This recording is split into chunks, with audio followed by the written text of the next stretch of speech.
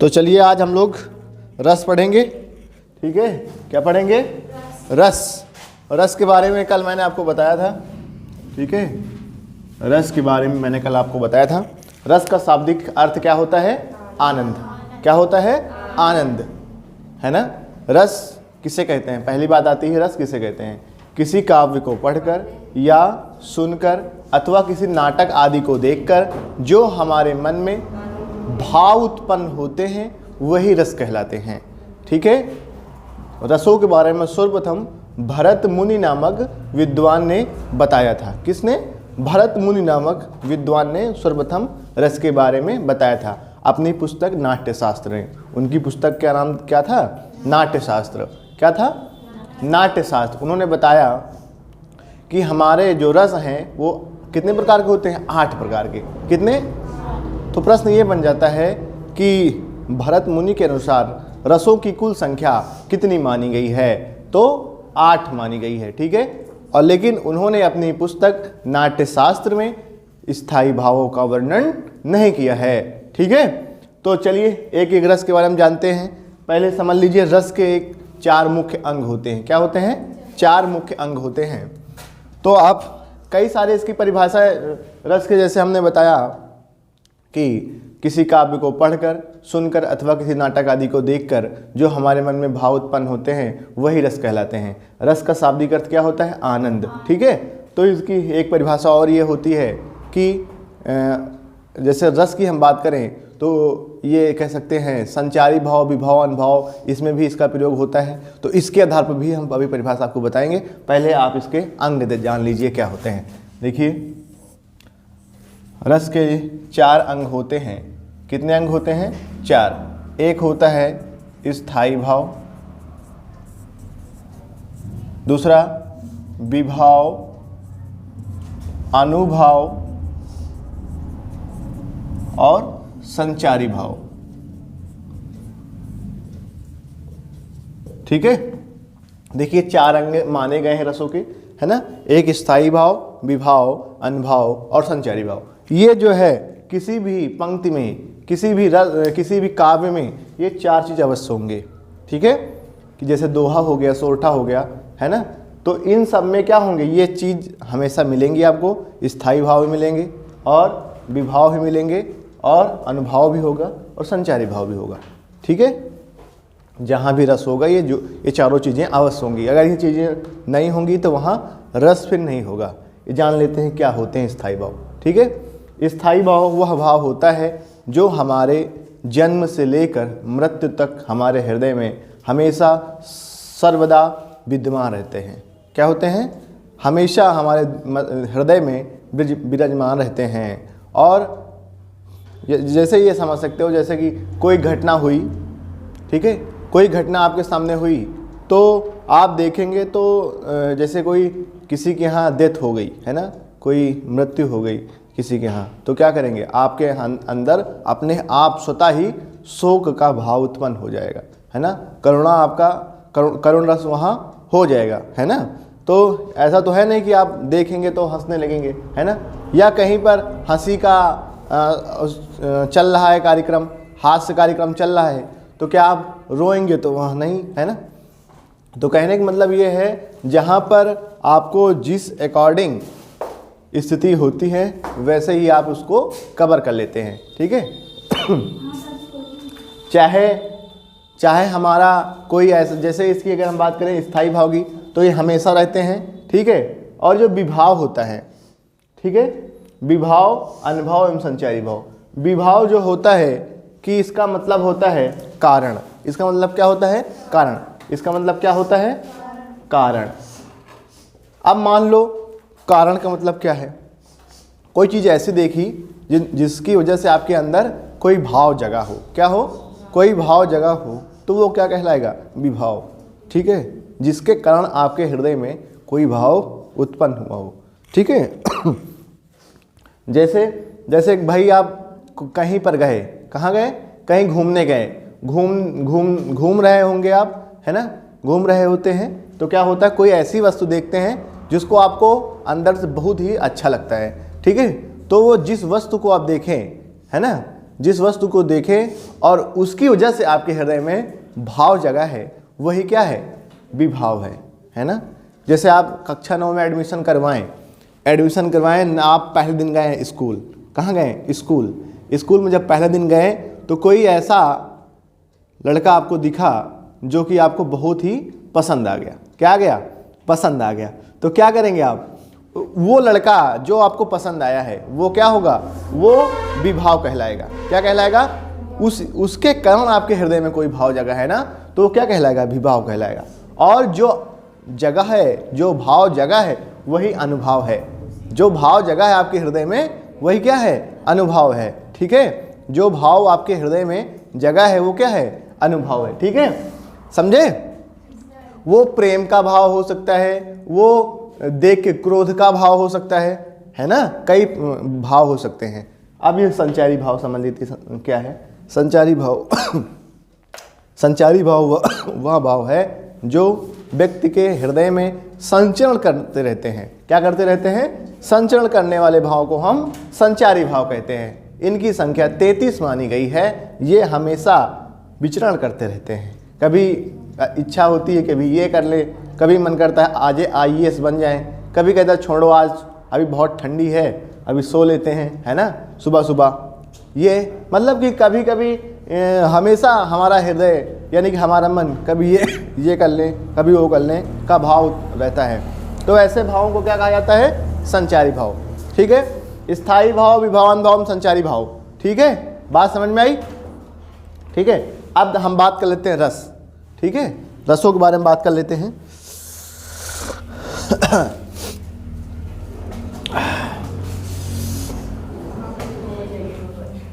स्थायी भाव आपको समझ में आया? क्यों भाई? जो हमेशा हमारे हृदय में विद्यमान रहते हैं भाव, उनको स्थायी भाव कहते हैं। और जो विभाव होते हैं जिसके कारण से हमारे हृदय में कोई भाव जगा है, वो विभाव होता है। अनुभव जो जिसकी वजह से हमारे हृदय में भाव जगा है, वो अनुभव है। ठीक है, और संचारी भाव क्या है? वो हमेशा सर्वदा जो विचरण करने वाले भाव होते हैं, कभी स्थिर नहीं होते। जो जैसे बरसात होती है, पानी के बबल्स उठते हैं ना, वैसे है ना, जब बरसात होती है ना तो वो बबल्स नहीं उठते, तो उस भांति हमारे हृदय में भाव उठते रहते हैं, बैठते रहते हैं, उठते रहते हैं, बैठते रहते हैं। वैसे भाव को संचारी भाव कहा जाता है। ठीक है, अब बात कर लेते हैं रस। ठीक है, रस के बारे में बात कर लेते हैं। देखिए, रस के बारे में पहले समझ लीजिए रस क्या है। रस तो बताए थे ना अभी कि रस क्या है। किसी काव्य को पढ़कर या सुनकर या नाटक आदि को देखकर जो हमारे मन में आनंद की उत्पत्ति होती है, वही रस होता है ना। तो जो देखिए, भरत मुनि के अनुसार रसों की संख्या 8 मानी गई है, लेकिन स्थायी भाव उन्होंने नहीं बताया। ठीक है, चलिए हम स्टार्ट करते हैं श्रृंगार रस से। किससे? श्रृंगार रस से। श्रृंगार रस बहुत ही महत्वपूर्ण रस है। इसे रसराज कहा जाता है। क्या कहा जाता है? रसराज, यानी कि रसों का राजा। कई बार ऐसे पूछ लिया जाता है कि रसों का राजा किस रस को कहा जाता है? तो श्रृंगार रस को। ठीक है, ये क्या होता है आप समझ लीजिए। जहां नायक और नायिका, क्या? जहां नायक और नायिका के प्रेम अथवा विलाप का वर्णन किया जाए। क्या किया जाए? जहां नायक और नायिका के प्रेम अथवा विलाप का वर्णन किया जाए, वहां श्रृंगार रस होता है। ये 2 प्रकार का होता है, संयोग और वियोग। ठीक है, क्या होता है? संयोग श्रृंगार रस और वियोग श्रृंगार रस। ठीक है, समझ गए? देखिए, इस जो श्रृंगार रस है ये 2 प्रकार का होता है, एक संयोग और एक वियोग। संयोग में क्या होगा पहले समझ लो, एग्जाम्पल मैं आपको बता दूंगा। ठीक है, संयोग में जो होता है जहां नायक और नायिका दोनों साथ साथ होते हैं, वहां संयोग श्रृंगार रस होता है। ठीक है, इसका जो स्थायी भाव होता है वो रति होता है, या इसे प्रेम भी कहते हैं। ठीक है, रति या फिर प्रेम। ठीक है, अब श्रृंगार रस का स्थायी भाव हो गया रति। अब मैंने बताया इसके जो 4 अंग, कौन? स्थायी भाव, विभाव, अनुभव एवं संचारी भाव। अब इसकी परिभाषा ऐसे लिख सकते हैं कि रति नामक स्थायी भाव, विभाव, अनुभव एवं संचारी भाव के संयोग से श्रृंगार रस की निष्पत्ति होती है, वहां श्रृंगार रस होता है। ठीक है। ये मुख्यतः दो प्रकार का होता है, एक संयोग श्रृंगार और एक वियोग श्रृंगार, ठीक है। संयोग श्रृंगार में नायक और नायिका दोनों साथ में होते हैं, वहाँ श्रृंगार रस होता है। और जब वियोग की बात करें तो जहाँ नायक और नायिका दोनों दूर दूर होते हैं, विलाप कर रहे होते हैं, एक दूसरे के लिए परेशान होते हैं, वो वियोग श्रृंगार होता है। इसके कई सारे एग्जाम्पल हैं, जैसे वो बहुत प्रचलित उदाहरण है, जैसे जब सीता जी का हरण हुआ था, है ना, रावण कहते हैं रावण ले गया था उनको, सीता माता को। तो उस समय की पंक्तियां हैं, राम जी बहुत परेशान थे अपनी भार्या, अपनी पत्नी सीता के लिए। वो कह रहे थे कि जंगल में जब भटक रहे थे तो कह रहे थे, हे खग हे मृग मधुकर श्रेणी तुम देखी सीता मृग नैनी। तो ये जो पंक्तियां हैं ये क्या हैं, बहुत एक जो राम है और सीता हैं एक दूसरे के दूर दूर हैं और प्रेम विलाप कर रहे हैं। तो यहाँ पर कौन सा रस हो जाएगा, श्रृंगार रस हो जाएगा। श्रृंगार में कौन सा रस हो जाएगा, श्रृंगार के दो पार्ट में कौन सा, वियोग श्रृंगार रस हो जाएगा, ठीक है। इतनी बात क्या होता है, जब नायक और नायिका दोनों साथ साथ होते हैं तो संयोग होता है, और वियोग में जब नायक और नायिका दूर दूर होते हैं यानी अलग अलग होते हैं और प्रेम विलाप में लीन होते हैं, वो क्या होता है, वियोग श्रृंगार रस, है ना। तो संयोग वाला तो आप नहीं लिखे हमें लगता है ना, चाहे लिख लीजिए चाहे तो। उसमें क्या है, जैसे वो पंक्तियां हैं, जब श्री कृष्ण जी राधा से पहली बार मुलाकात करते हैं यानी पहली बार देखते हैं तो कहते हैं, क्या कहते हैं, बूझत श्याम कौन तू गोरी, कहाँ रहती है काकी है बेटी, है ना। क्या कहते हैं, बूझत श्याम कौन है गौरी, कहाँ रहती काकी है बेटी। तो पहली बार मुलाकात हुई है श्याम और राधा की, यानी कि राधा और कृष्ण की, श्याम की, ठीक है। तो ये वार्तालाप हुई है, ठीक है। तो यहाँ क्या होगा, नायक और नायिका दोनों साथ साथ हैं, है ना। तो इसमें संयोग श्रृंगार रस हो जाएगा, ठीक है। और वियोग में क्या होगा, दूर दूर होगा। बताया कौन सा, जैसे वो वाला, खग मृग मधुकर श्रेणी तुम देखी सीता मृग नैनी, हे खग हे मधुकर मधुकर श्रेणी तुम देखी सीता मृग नैनी। और दूसरा भी हो सकता है, दूसरा वाला जैसे कौन सा हो सकता है बताइए, ऊधो मोहि ब्रज बिसरत नाही, है, ऊधो मोहि ब्रज बिसरत नाही, है ना।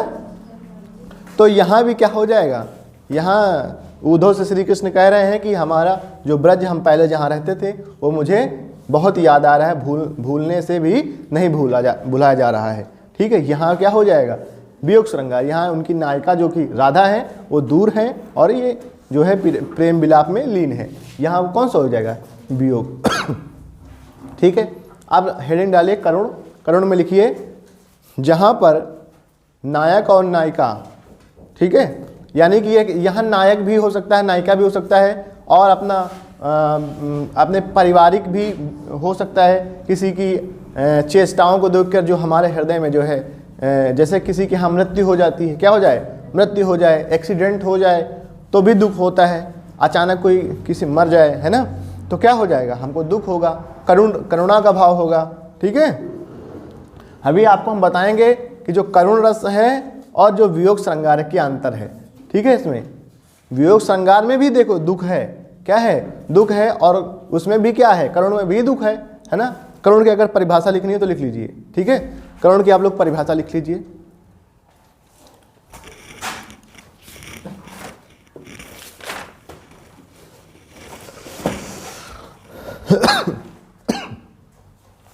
परिभाषा इसमें लिखिए, शोक नामक स्थायी भाव, विभाव, अनभाव एवं संचारी भावों के सहयोग से करुण रस की निष्पत्ति होती है, ठीक है। या इसकी दूसरी परिभाषा ये भी लिख सकते हैं, जब किसी काव्य को पढ़कर अथवा सुनकर अथवा किसी नाटक आदि को देखकर जो हमारे मन में क्या हो, दुख का भाव उत्पन्न हो, वो क्या है, करुण रस है ना। इसका स्थायी भाव शोक होता है, ठीक है। ये ऐसे रसों को क्या कहते हैं, करुण रस कहते हैं। इसके जैसे उदाहरण लिख सकते हैं, जैसे शोक विकल सब रोमहि रानी, क्या, शोक विकल सब रोमहि रानी, रूप बल तल तेज बखानी, है ना। करहि विराप अनेक प्रकारा, परहि भूमि तल बारहि बारा, ठीक है। तो कैसे है ये पंक्तियाँ उस समय की हैं जब जो राजा दशरथ की मृत्यु हो जाती है, क्या हो जाती है, राजा दशरथ की मृत्यु हो जाती है, तो बहुत जो रानियां हैं बहुत तेज विलाप कर रही हैं। इनकी रानियां कितनी थी, कितनी राजा दशरथ की रानियां थी, 3, है ना। तो तीनों रानियां क्या कर रही हैं, बहुत ज़्यादा विलाप कर रही हैं। तो शोक विकल, शोक विकल सब रोवे रानी, है ना। शोक मतलब बहुत ज़्यादा है, बहुत बड़ा है, बहुत बड़ा संकट है, बहुत ज़्यादा दुख है, बहुत विकट है। शोक विकल सब रोवे रानी, रूप तेज बल तेज बखानी, करह विलाप, विलाप मतलब दुख, यानी कि बहुत ज़्यादा रो रही हैं, है ना। विलाप अनेक प्रकार, अनेक प्रकार से मतलब अनेक प्रकार से बाल खुले हुए हैं। इस पंक्तियों के माध्यम से कवि बताना चाह रहा है कि बाल खुले हैं, रो रही हैं, पकड़ के रो रही हैं, है ना। तो ये यहाँ क्या है, शोक है, यानी कि करुणा का भाव है। तो शोक विकल सब रोवे रानी, है ना। तो ये जो पंक्तियां हैं इसमें क्या हो जाएगा, करुणरस हो जाएगा। रूप बल तेज बखानी, करह विलाप अनेक प्रकारा, परह भूमि तल 12 यानी कि भूमि में जो धरती है उसमें पटक पटक के अपना सर हाथ पटक पटक के रो रही हैं। तो यहाँ कौन सा अलंकार हो जाए, ओ रस हो जाएगा, करुण रस हो जाएगा। ठीक है, बात समझ में आई। ठीक है, अब ये करुण वाला और जो करुण रस है और वियोग श्रृंगार,